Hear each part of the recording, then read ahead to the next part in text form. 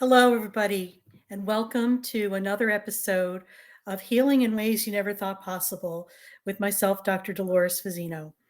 Today, we're going to talk about the power of words and why we should choose them wisely. Did you know that words have vibrations and frequencies? That is true. Sometimes when we say or choose our words, they're actually vibrating at a lower frequency than a higher frequency. And let me elaborate and give you some more information about that.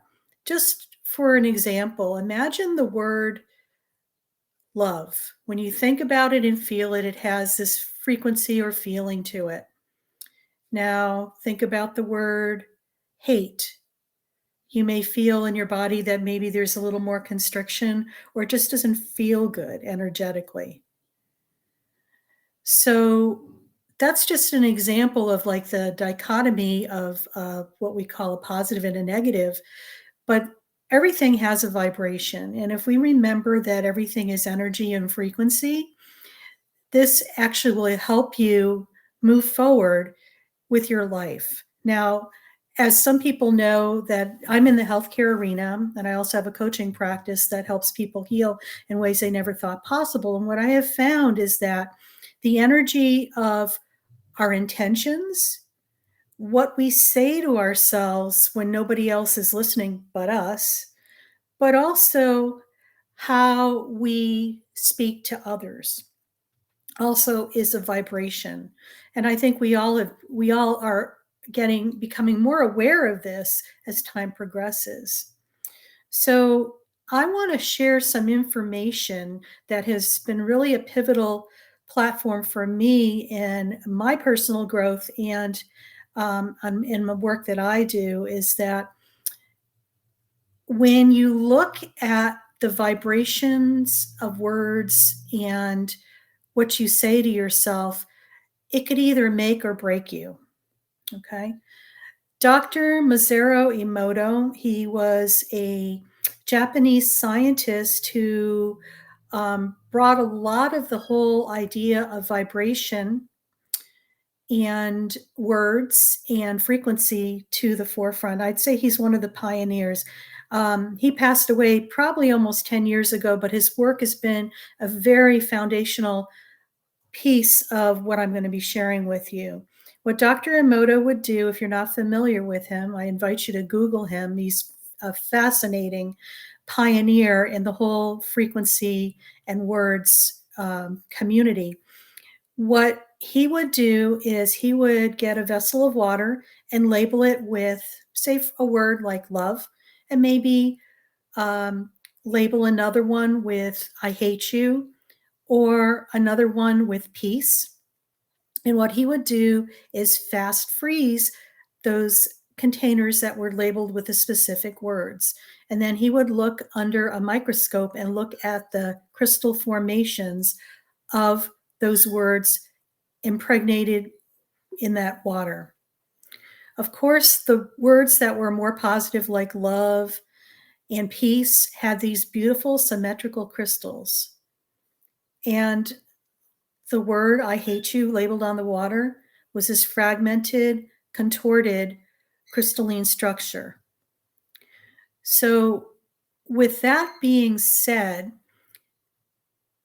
we our bodies are mostly water. They're probably about 70% water. So when we are labeling ourselves or the self-talk that we are saying to ourselves, like, you beat yourself up in your mind all the time. I'm sure we're all guilty of that, and we're works in progress to be more aware to shift that. But this is altering the water composition that's in our physical body. Just think about that. When we label ourselves that we're not good enough, what is it doing? It's distorting the chemistry of the fluid in our body to form that. I'm going to take that a step further. Now, when being in the healthcare arena, okay, and patients have IVs going in, maybe they're on medications, maybe chemo. Wouldn't it be cool if we labeled the bag that of IV fluid that they're getting or the drugs or whatever with complete health and wellness labeled on that IV bag. Could you imagine how that phrase and the vibration of that is going to alter the energetic components of that fluid to make it more in harmony with what you want to create? I've seen this work with a lot of cancer patients that I've helped as well. I suggest that maybe label the bag complete health and wellness and just allow it to do its thing so it's being supportive. Something to ponder on, you know? I mean, we've seen people now coming out with little labels that you're able to put on your water container to change the frequency. This was all starting to happen back in the 90s and early 2000s. Now being embraced, and I think it's a wonderful thing to implement in your life, and it's about helping you become the better version of you. One of the first authors that I came across back probably in the mid 2000s was Yvonne Oswald. And I really loved her book. And I believe she was one of the pioneers to uncover the whole ideology of words having power and going beyond what we literally know, but the vibration of them. Her book is Every Word Has Power, and that was a life changer for me reading her book. It's still in print, but it was probably it was it was more popular in probably the mid 2000s, but I invite you to go and check that out because she laid the foundational concepts. And that was when for me, it was like aha moment after aha moment, like, wow, this is amazing. And it's so true. So what I'd like to do now is just kind of guide you through a little, exercise so that you can delve into more of maybe what you're saying to yourself and maybe how you could just make a little pivot or a shift to change that and just hopefully in make your life a lot better and a lot more calmer. So right now, I'm going to just invite you to go to a place where you could relax. If you're driving, please don't do this while you're driving. I don't want you closing your eyes while you're driving. No bueno, not good. Anyway, so just get comfortable. And, I'm just going to ask you to take a few deep breaths and exhales so you could get more planted in your physical body. And right now, I just want you to close your eyes and I'm going to say a series of words and just feel what it feels like in your body.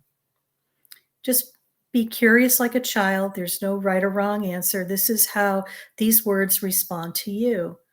First of all, let's start with peace.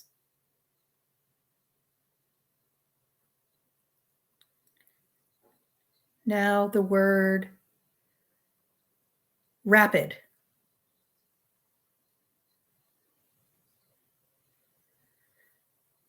Now the word happiness.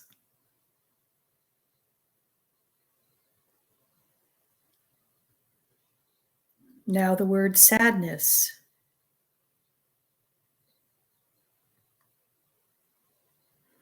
Now the word love.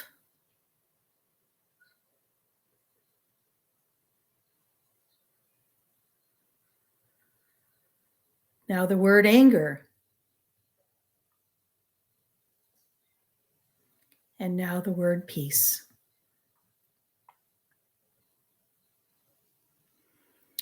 Just come back now and just from your own experience, if you'd like to share in the chat, you can, what that was like for you and what you experienced.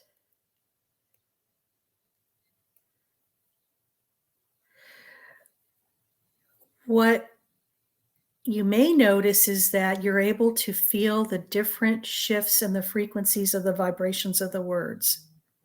A pretty cool thing, if you ask me.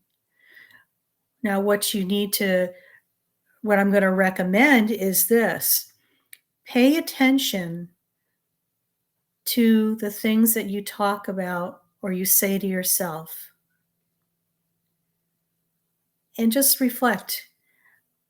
Are they maybe not so nice? Are they good things? Are they, I hate to label it positive or negative, but do they feel uplifting or do they bring you down?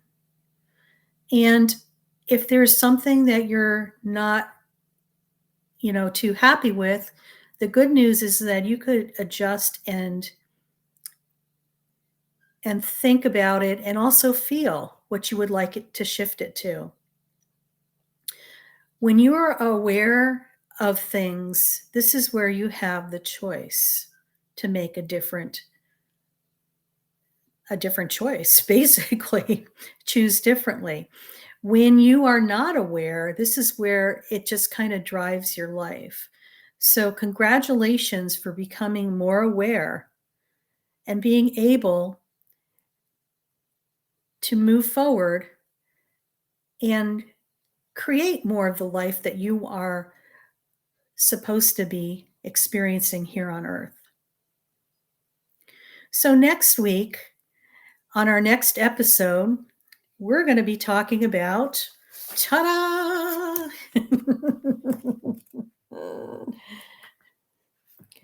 We're going to be talking about becoming your own best friend.